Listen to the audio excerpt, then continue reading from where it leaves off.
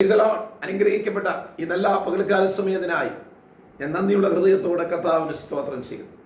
രാജാക്കന്മാരുടെ 1-ാം പുസ്തകം 17-ാം അധ്യായം അതിന്റെ 9-ാമത്തെ വാക്യം. നീ എഴുന്നേറ്റ് സീദോനോട് ചേർന്ന് സാരാഫത്തിലേക്ക് ചെന്ന് അവിടെ പാർക്കുക. നിന്നെ പുലർത്തേണ്ടതിന് അവിടെയുള്ള ഒരു വിധവയോട് ഞാൻ കൽപ്പിച്ചിരിക്കുന്നു. ദൈവത്തിന്റെ ശുശ്രൂഷകനായിരുന്ന ഏലിയാവോട് ദൈവം കൽപ്പിച്ചൊരു കൽപ്പനയാണ്. ഞാൻ കൽപ്പിക്കുന്ന സ്ഥലത്തേക്ക് നീ പോകുക, ഞാൻ നിന്നെ അയക്കുന്ന സ്ഥലത്തേക്ക് നീ പോകുക. സ്തോത്രം.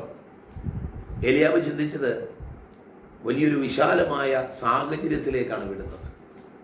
സ്തോത്രം. അല്ലെങ്കിൽ വലിയൊരു കൊട്ടാരത്തിലേക്കാണ് തന്നെ പറഞ്ഞു വിടുന്നത്. പക്ഷേ ഏലിയാവിനോട് ദൈവം പറഞ്ഞത്, ഞാൻ നിന്നെ ഒരു വിധവയുടെ അടുത്തേക്കാണ് വിടുന്നത്. അവളുടെ ഒന്നുമില്ലാത്തവരുടെ അടുത്തേക്ക് നിന്നെ പറഞ്ഞു വിടുകയാണ്.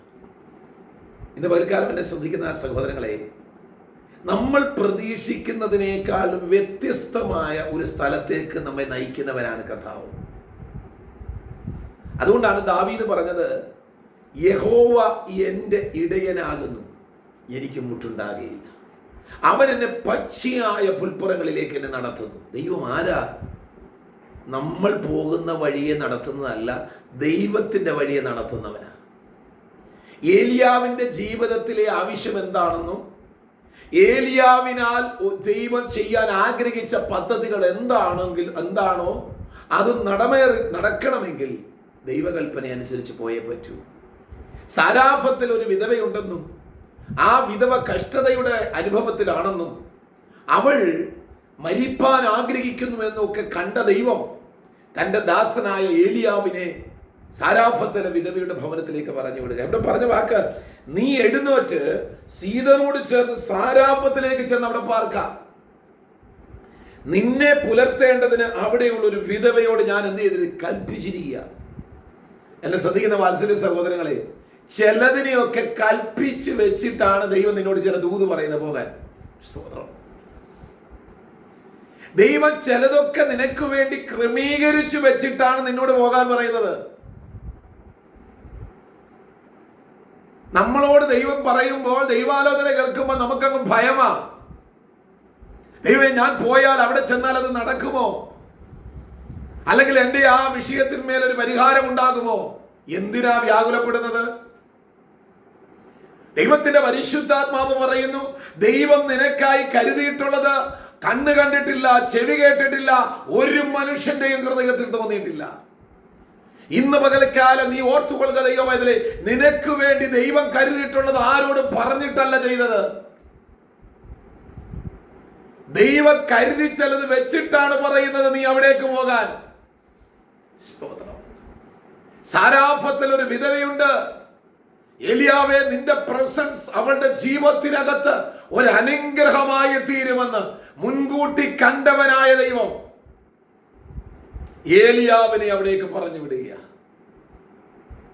ഏലിയാവ് അവിടെ ചെല്ലുന്നത് ഏലിയാവിനും അനുഗ്രഹമായി, സാരാഫത്തിലെ വിധവയ്ക്കും അനുഗ്രഹമായി. ഇവിടുന്ന് ദൈവം നമ്മെ പഠിപ്പിക്കുന്നത്, ദൈവത്തിന്റെ ആലോചന അനുസരിച്ച് നീ ചില സ്ഥലങ്ങളിൽ എത്തപ്പെട്ടാൽ നമ്മളും അനുഗ്രഹിക്കപ്പെടും, നമ്മൾ ചെല്ലുന്ന ഇടവും അനുഗ്രഹിക്കപ്പെടും. ഈ പകൽക്കാലം അതൊന്ന് വിശ്വസിച്ചുകൊണ്ട് ഇറങ്ങാം.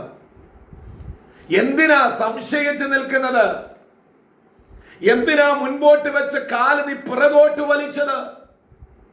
മുൻപോട്ട് ഇറങ്ങാൻ പറഞ്ഞതും നിന്നെ മുൻപോട്ട് ഇറക്കിയതും ദൈവമാണെങ്കിൽ നിന്നെ എത്തിക്കേണ്ടിടത്ത് എത്തിക്കുവാൻ ദൈവം വിശ്വസ്തനാ.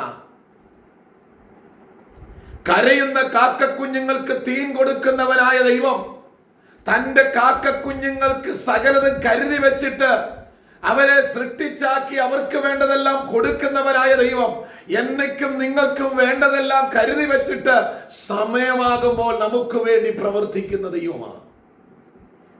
സാരാഫത്തിലെ വിധവ പോലും അറിഞ്ഞില്ല ഇങ്ങനെ ഒരു അനുഗ്രഹം അവൾക്ക് ഉണ്ടാകുമെന്ന്. ദൈവ പൈതലേ, ഇന്ന് പകൽക്കാലം ദൈവം എന്നെ പ്രേരിപ്പിക്കുന്ന നിങ്ങളോട് പറയുക, നിങ്ങൾക്ക് വേണ്ടി കരുതുന്ന ഒരു ദൈവമുണ്ട്.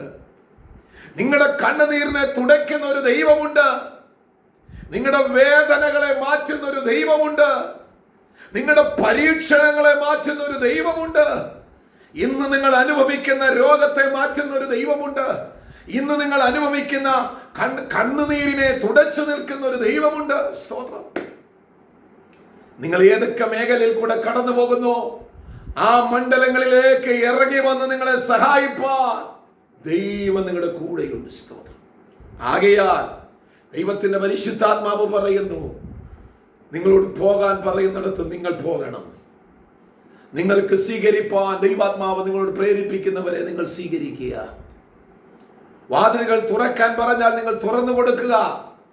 നിങ്ങൾക്ക് വേണ്ടി അനുഗ്രഹത്തിൻ്റെതായ അനുഗ്രഹത്തിന്റെ ആ അനുഗ്രഹങ്ങളുമായി ചിലരെ നിങ്ങളുടെ വീട്ടിലേക്ക് ഇന്ന് പകൽക്കാലം ദൈവം അയക്കാൻ പോകുക.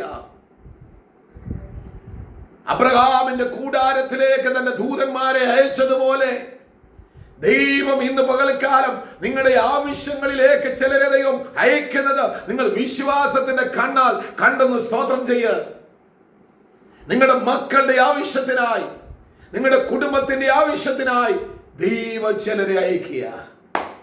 അവർ നിങ്ങളുടെ അടുക്കലെത്തി കഴിഞ്ഞു.